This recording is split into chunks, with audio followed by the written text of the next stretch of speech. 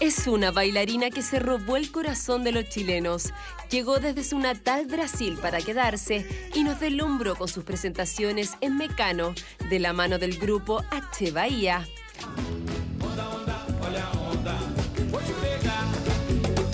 Han pasado 15 años de aquel boom brasileño y hoy Francini ha cambiado su vida completamente. Tratando de buscar otros rumbos, además del baile, se encontró con una nueva pasión: ayudar a los demás. Pero esta transformación comenzó hace 5 años, tras el fallecimiento de su madre. Producto de un cáncer que la aquejaba, María Alice falleció en junio de 2014, dejando varias promesas incumplidas, como el viaje que harían con Francini a su natal Portugal. Este año la bailarina hizo su sueño realidad y viajó al país europeo a cumplir la promesa de su madre. Traje sus cenizas. Parte de ellas está en ese que ahora es mi amuleto. Ya ha estado viajando conmigo desde el día 1 y va a terminar el viaje aquí junto conmigo. En instantes, Francini Amaral nos cuenta todos los detalles de este increíble y sanador viaje. Mira qué bonito eso. Así es, un viaje sanador, como dice la Fran en la nota, y Francini está aquí con nosotros. Bienvenida, Francini. Muchas gracias. Qué rico tenerte acá y qué rico además que puedas compartir una historia como esta con nuestro público, porque estoy segura que fue un viaje maravilloso para ti.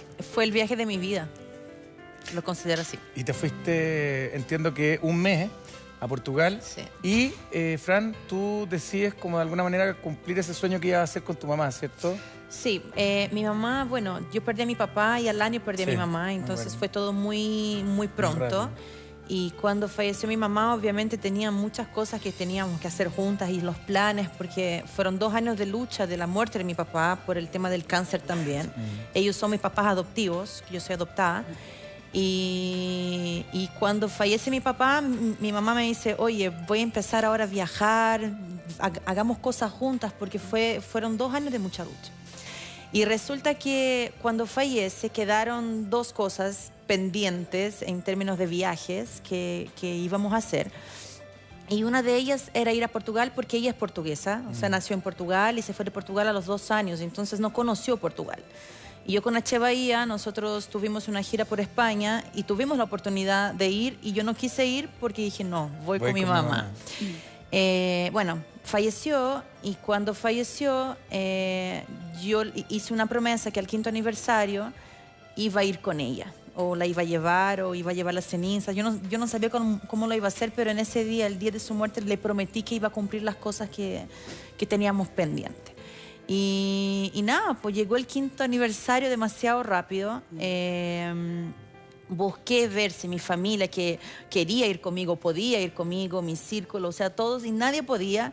Y en diciembre del año pasado dije, ¿sabes qué? Yo creo que este viaje tengo que hacerlo con ella nomás.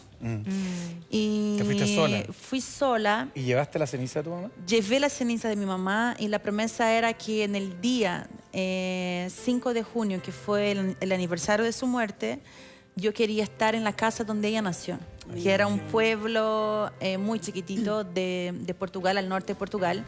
Y ahí estaba, y el video que sale yo ahí hablando, yo estaba enfrente a la casa. Y fue maravilloso. ¿Y la casa existe tal como ella cuando nació ahí? Nació ahí, sí. La casa hoy, los dueños son unos franceses que tienen la casa como de veraneo, entonces estaba cerrada la casa.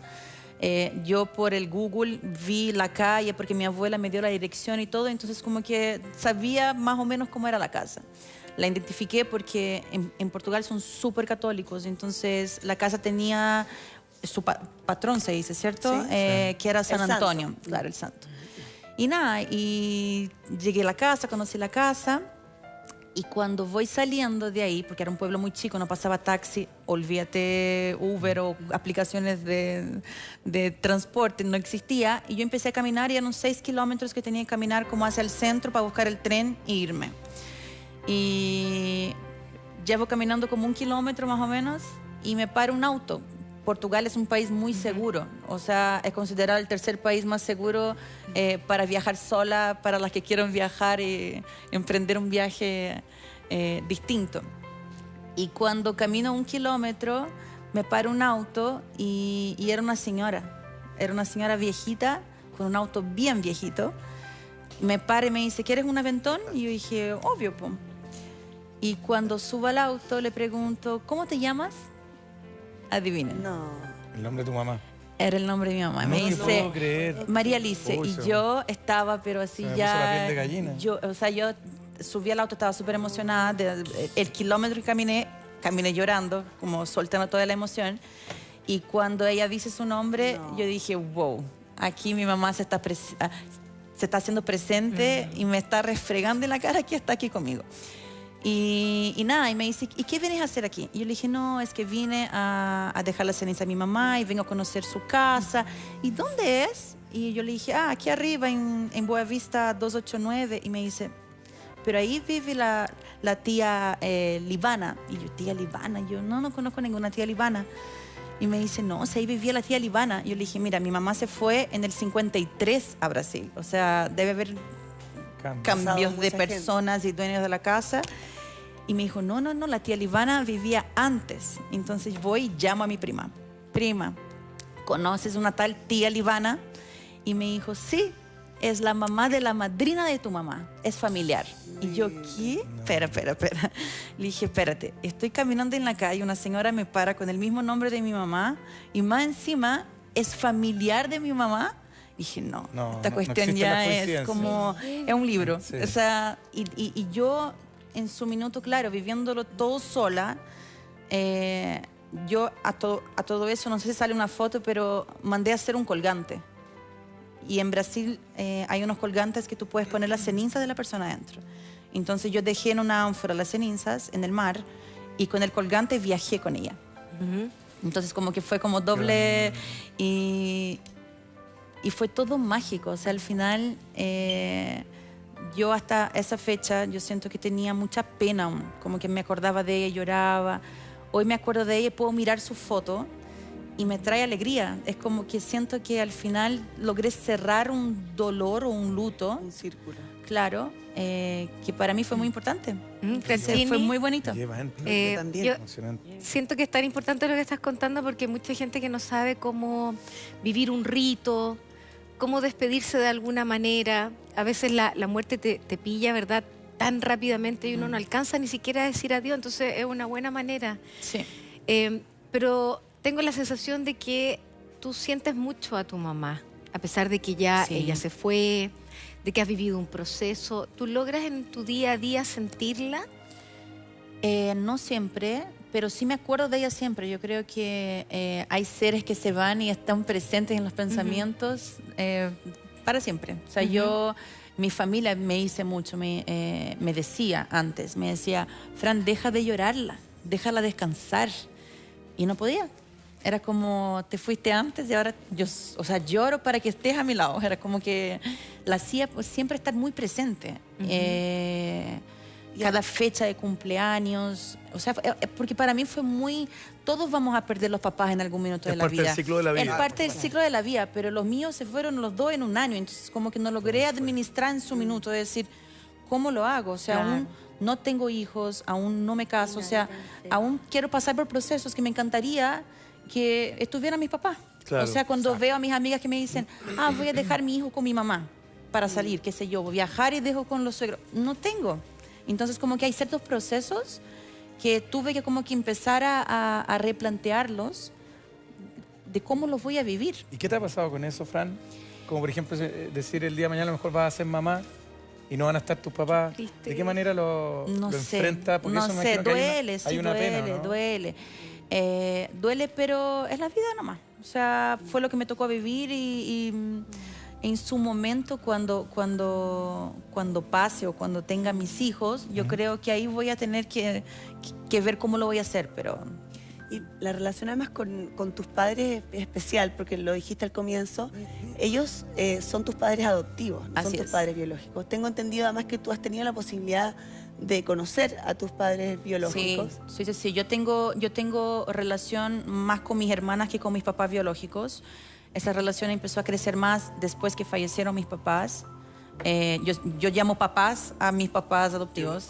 Y la Fran y el Doji, o sea, lo llamo por nombre, no son mis papás. ¿Y cómo fue este proceso? Ellos te adoptan a los 3 años ¿Y en qué momento ellos te cuentan que son tus papás adoptivos? Yo desde que me llevaron de la casa, yo sabía que era adoptado, o sea, que estaba cambiando de familia. O sea, me fui con 3 años y medio y a mi mamá biológica yo la veía cada 2 o 3 años como que iba a ser como, hola, existo y me voy. O sea, nunca creamos un lazo, un apego con ella. ¿Por qué se generó eso, Fran? Para entenderlo un poco. Porque mi mamá me tuvo con 16 años y quien me cuidaba al final era mi abuela. ¿Ya? Entonces llegó un punto que mi abuela ya no daba abasto y cuando nació mi hermana, cuando yo tenía 3 años, mi mamá y mi papá adoptivo frecuentaban mi casa, eran amigos de la familia. Entonces, cuando empiezan a ver que la situación en la casa andaba como muy apretada y que mi abuela no estaba dando basto con cuidarme y trabajar y poner todo en la mesa en la casa, mis papás se ofrecen a llevarme. Y ella acepta porque acepta y siento que fue la mejor decisión porque al final yo tuve los mejores papás y hoy soy lo que soy por ellos. Gracias a ellos. Gracias a ellos por la educación que me dieron. ¿Puedo intervenir brevemente? Yo siempre he pensado, y me imagino que muchos de ustedes también, que la adopción, adoptar es un acto de extraordinaria generosidad. Sin embargo, muchas personas no se atreven a enfrentar a los padres biológicos por las razones que fueran. ¿Cómo fue tu proceso del perdón con respecto a lo que sucedió? ¿Hubo un acto de perdonar, de decir, bueno, lo que tú dices hoy fue lo mejor que pudieron haber hecho, pero también tú tuviste un proceso personal para enfrentar algo así? Yo desde chica, bueno, pasé por procesos de psicólogo, tuve una preparación para no tener como traumas o situaciones a futuro. Sentimientos negativos. Claro. Yo creo que los sentimientos vinieron ahora cuando fallecieron mis papás. Mira. Porque de alguna u otra manera los culpé a ellos, a los biológicos. Y yo me acuerdo que en Brasil, yo andaba en mi ciudad hace unos 4 años atrás y me crucé con mi mamá biológica, cosas de la vida que me pasan. Y le dije que heavy que mis papás estén vivos, biológicos, y yo estoy sufriendo el dolor más grande de mi vida por perder. Sí, ¿y qué te respondió? Nada, ¿qué me va a decir? Pero al final, el dolor que estoy sintiendo hoy de la pérdida de mis papás fue porque en alguna decisión de adultos que mis papás biológicos tuvieron, no me quisieron nomás. Entonces, pero frente a esa herida, ¿tú sientes que has logrado, perdón, Patita, sanarlo o lo tienes vivo todavía y es algo que tienes que cerrar? Yo creo que hay cosas que hay que sanar porque yo hoy, bueno, la semana pasada cumplí 36 años y es una edad, obviamente, que viene el reloj biológico. Yo veo que todo mi círculo tiene niños y yo veo a niños de la edad que fui adoptada y digo, ¿cómo pudieron? O sea, claro. 3 años y medio conviviendo con un niño, ¿cómo lo puedes entregar? Esa es mi manera de pensar. Obvio. Sin intentar juzgar sus motivos, porque tuvieron su motivo y me imagino que también fue difícil hacerlo. ¿Has hablado con tu madre biológica? Sí. ¿Y qué te ha dicho ella? Era una chica, o sea, ella tiene 16, entonces como que me ha pedido disculpas y todo, y siempre intenta acercarse. Ella está en un proceso ahora que está intentando como que acercarse a tener una relación de nuevo.